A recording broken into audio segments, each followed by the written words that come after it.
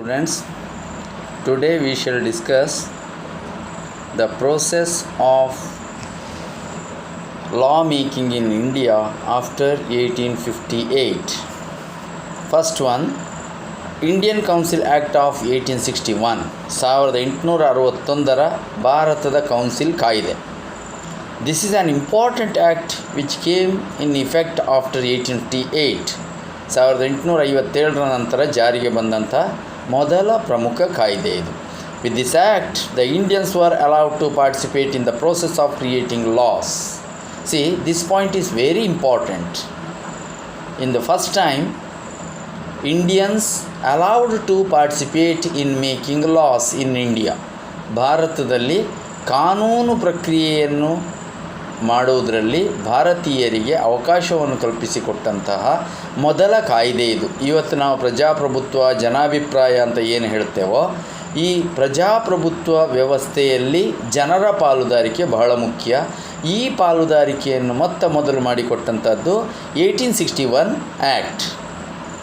In order to understand the aspirations of Indians, representation was given to Indians. ಭಾರತೀಯರ ಆಲೋಚನೆಗಳು ಮತ್ತು ಚಿಂತನೆಗಳು ಏನಿವೆ ಅನ್ನುವುದನ್ನು ತಿಳಿಯುವುದಕ್ಕಾಗಿ ಭಾರತೀಯರಿಗೆ ಪ್ರಾತಿನಿಧ್ಯವನ್ನು ಕಲ್ಪಿಸಿಕೊಡಲಾಯಿತು.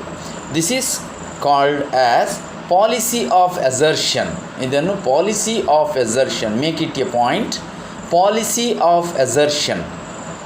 ಈಗ ಪ್ರಶ್ನೆ ಬರ್ಬೋದು, what is policy of assertion ಅಂತ ಬರ್ಬೋದು.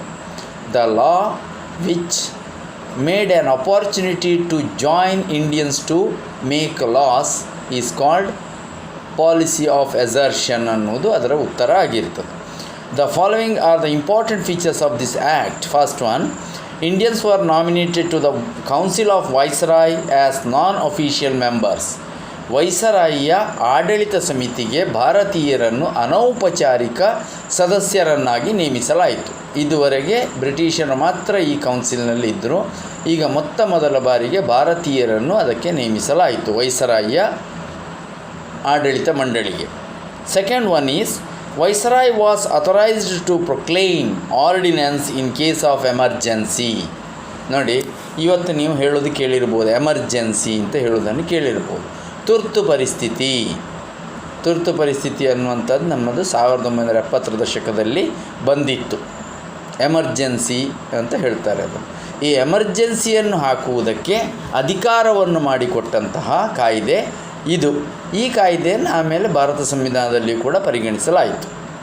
Next act is Indian council act of 1892, 1892 Bharata ಸರ್ಕಾರದ ಕಾಯ್ದೆ.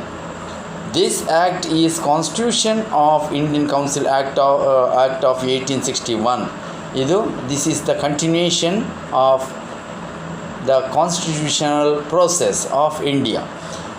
1861 ಕಾಯ್ದೆಯ ಮುಂದುವರಿದ ರೂಪವೇ ಇದು ಭಾರತ ಸಂವಿಧಾನದ ಬೆಳವಣಿಗೆಗೆ ಪೂರಕವಾಗಿ ನಿಂತಹ ಕಾಯ್ದೆ. This act of 1892 further extended the participation of Indians in the legislative bodies. ಶಾಸನ ಸಭೆಗಳಲ್ಲಿ ಭಾರತೀಯರ ಪಾಲುದಾರಿಕೆಯನ್ನು ಹೆಚ್ಚು ಮಾಡುವ ಕೆಲಸವನ್ನು ಈ ಕಾಯ್ದೆ ಮಾಡಿತು. The critical view expressed by the Congress organization towards the British administration led to the expansion of Indian representation in the governance. ಅದಾಗಲೇ 1885 ಭಾರತದ ರಾಷ್ಟ್ರೀಯ ಕಾಂಗ್ರೆಸ್ ಸ್ಥಾಪನೆಯಾಗಿತ್ತು. ಭಾರತ ರಾಷ್ಟ್ರೀಯ ಕಾಂಗ್ರೆಸ್ ಸ್ಥಾಪನೆಯಾದ ಮೇಲೆ ಮಂದಗಾಮಿಗಳ ಯುಗ, ಮಾಡರೇಟ್ಸ್, ಅವರು ಸರ್ಕಾರವನ್ನು ವಿಮರ್ಶೆ ಮಾಡ್ತಾಯಿದ್ರು ಮತ್ತು ಸರ್ಕಾರಕ್ಕೆ ರಿಕ್ವಿಸಿಷನ್ಗಳನ್ನು, ಮನವಿಗಳನ್ನು ಕಳಿಸ್ತಾ ಇದ್ದರು. ಅದರ ಆಧಾರದಲ್ಲಿ ಸರ್ಕಾರ ಮಾಡಿದಂತಹ ವ್ಯವಸ್ಥೆ ಇದು. The first one is the number of additional members in the regional and central legislative bodies was increased. ಕೇಂದ್ರ ಮತ್ತು ರಾಜ್ಯಗಳ ಶಾಸನ ಸಭೆಗಳಲ್ಲಿ ಭಾರತೀಯ ಸದಸ್ಯರ ಸಂಖ್ಯೆಯನ್ನು ಜಾಸ್ತಿ ಮಾಡಲಾಯಿತು. ನೋಡಿ, ಇಲ್ಲಿ ಗಮನದಲ್ಲಿಟ್ಟುಕೊಳ್ಬೇಕು, ಇವತ್ತು ರಾಜ್ಯ ಸರ್ಕಾರ ಕೇಂದ್ರ ಸರ್ಕಾರ ಅಂತ ಇದ್ದ ಹಾಗೆ ಆವಾಗಲೂ ಕೂಡ ಕೇಂದ್ರದಲ್ಲಿ ಒಂದು ಆಡಳಿತ ವ್ಯವಸ್ಥೆ ಮತ್ತು ಪ್ರಾಂತ್ಯದಲ್ಲಿ ಒಂದು ಆಡಳಿತ ವ್ಯವಸ್ಥೆ ಅನ್ನುವಂಥದ್ದಿತ್ತು. ಕೇಂದ್ರ ಅನ್ನೋದು ಆವಾಗ ಕಲ್ಕತ್ತಾವನ್ನು ಕೇಂದ್ರವಾಗಿದ್ದಂಥ ಆಡಳಿತ ವ್ಯವಸ್ಥೆ. ಗವರ್ನರ್ ವೈಸರಾಯ್ ಇದ್ದವನು ಆವಾಗ ಕೇಂದ್ರ ಅಧಿಕಾರವನ್ನು ನಡೆಸ್ತಾ ಇದ್ದ. ಪ್ರಾಂತ್ಯದಲ್ಲಿ ಗವರ್ನರ್ಗಳಿದ್ದರು, ಬ್ರಿಟಿಷ್ ಗವರ್ನರ್ಗಳಿದ್ದರು. ಆ ಬ್ರಿಟಿಷ್ ಗವರ್ನರ್ಗಳ ಸಹಾಯದಿಂದ ಆಡಳಿತ ನಡೀತಾ ಇತ್ತು. ಅವರಿಗೂ ಕೂಡ ಶಾಸನ ಸಭೆ ಅನ್ನುವಂಥದ್ದಿತ್ತು. ವೈಸರಾಯ್ಗಳು ಕೂಡ ಅವರಿಗೆ ಸಹಾಯಕ ಸಮಿತಿ ಅನ್ನುವಂಥದ್ದಿತ್ತು. ಆ ಸಹಾಯಕ ಸಮಿತಿಗೆ ಭಾರತೀಯರನ್ನು ಸೇರಿಸಲಾಯಿತು, ಹೆಚ್ಚಿಸಲಾಯಿತು. The Legislative Council's authority was increased further by allowing discussion on the budget related to issue. See, budgetary process ಅಂತ ನಾವು ಇಕನಾಮಿಕ್ಸಲ್ಲಿ ಸ್ಟಡಿ ಮಾಡಿದ್ದೇವೆ ಕಳೆದ ವರ್ಷ. ಬಜೆಟ್ ಅಂದರೆ ಆಯವ್ಯಯ ಪತ್ರ, ಹಣಕಾಸು ವ್ಯವಹಾರವನ್ನು ಸೂಚಿಸುವಂಥದ್ದು. ಈ ಹಣಕಾಸು ಅಧಿಕಾರವೇ ಎಲ್ಲ ಅಧಿಕಾರಕ್ಕೂ ಪ್ರಧಾನವಾಗಿರುತ್ತದೆ. ಹಣಕಾಸು ಪತ್ರದ ಕುರಿತಾಗಿ ಚರ್ಚೆ ಮಾಡುವ ಅವಕಾಶವನ್ನು ಭಾರತೀಯರನ್ನೊಳಗೊಂಡಂಥ ಕೌನ್ಸಿಲಿಗೆ ನೀಡಲಾಯಿತು. Provision was made to question the government on public issues by serving 6 days notice in advance.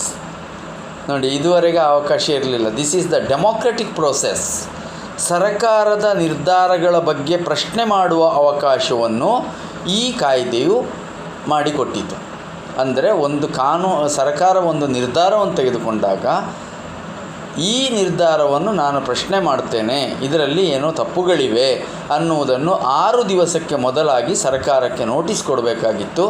ಆಮೇಲೆ ಸರ್ಕಾರದ ನಿರ್ಧಾರದ ಬಗ್ಗೆ ಪ್ರಶ್ನೆ ಮಾಡಿ ಚರ್ಚೆಯನ್ನು ಮಾಡಬಹುದಾಗಿತ್ತು. ಅಂದರೆ ಕ್ರಿಟಿಕಲ್ ಆದಂಥ ಅವಕಾಶವನ್ನು ಕಲ್ಪಿಸಿಕೊಟ್ಟಿತ್ತು. Criticise the administrative authority. ಅದಕ್ಕಿಂತ ಮೊದಲು ರಾಜನನ್ನೆಲ್ಲ ನಾವು ಪ್ರಶ್ನೆ ಮಾಡಲಿಕ್ಕೆ ಆಗ್ತಾ ಇರಲಿಲ್ಲ. ಇಲ್ಲಿ ಆಡಳಿತ ವ್ಯವಸ್ಥೆಯನ್ನು, ವೈಸರಾಯಿಯನ್ನು ಕೂಡ ಪ್ರಶ್ನೆ ಮಾಡಲಿಕ್ಕೆ ಬೇಕಾದ ಒಂದು ಅವಕಾಶವನ್ನು ಈ ಕಾಯ್ದೆಯು ಸೃಷ್ಟಿ ಮಾಡಿ ಕೊಟ್ಟಿತು. Next is very important, that is Indian council act of 1909. 1909ರಲ್ಲಿ ಬಂದಂಥ Indian council act. This act is also called Minto-Morley Reformation Act. During the formulation and implementation of this act, Minto was the Viceroy of India and Morley was Secretary of State for India in England. See, this act is called, the Act of 1909 is called Minto-Morley Reforms ಅಂತ ಕರೀತಾರೆ. Minto ಅಂದರೆ ಯಾರು? Viceroy Minto. ಭಾರತದಲ್ಲಿದ್ದ viceroy Minto. ಭಾರತವನ್ನು ನೋಡಿಕೊಳ್ಳುವುದಕ್ಕಾಗಿ ಇಂಗ್ಲೆಂಡಿನಲ್ಲಿದ್ದ secretary of state for India, ಅವರ ಹೆಸರು ಮಾರ್ಲೆ. ಈ ಮಾರ್ಲೆ ಮತ್ತು ಮಿಂಟೋ ಇವರಿಬ್ಬರೂ ಸೇರಿ ಮಾಡಿದಂತಹ ಕಾಯ್ದೆ ಇದು. ಆದ್ದರಿಂದ ಮಿಂಟೋ ಮಾರ್ಲೆ ರಿಫಾರ್ಮ್ಸ್ ಅಂತ ಕರೀತಾರೆ. This act was used to divide and rule. ನೋಡಿ, ಭಾರತದಲ್ಲಿ ವಿಭಜಿಸಿ ಆಳು ಅಥವಾ ಒಡೆದು ಆಳುವ ನೀತಿಯನ್ನು ಪ್ರಾರಂಭ ಮಾಡಿದಂತಹ ಕಾಯ್ದೆ ಇದು. The following are the important features of this act. ಈ ಒಡೆದು ಆಳುವ ನೀತಿ ಅಂದರೆ ಬೇರೆ ಬೇರೆ ಜನ ಸಮುದಾಯಗಳ ನಡುವೆ ಅವರು ಆ ಸಮುದಾಯಕ್ಕೆ ಸೇರಿದವರು, ಈ ಸಮುದಾಯಕ್ಕೆ ಸೇರಿದವರು ಅಂತ ಒಂದು ಸಮುದಾಯಕ್ಕೆ ಜಾಸ್ತಿ ಅನುಕೂಲವನ್ನು ಮಾಡಿಕೊಡೋದು ಸರ್ಕಾರ. ಆವಾಗ ಉಳಿದ ಸಮುದಾಯಗಳು ಏನು ಮಾಡ್ತವೆ? ಆ ಒಂದು ಸಮುದಾಯದ ಮೇಲೆ ಸಿಟ್ಟು ಮಾಡಿಕೊಳ್ಳಲಿಕ್ಕೆ ಶುರು ಮಾಡ್ತವೆ.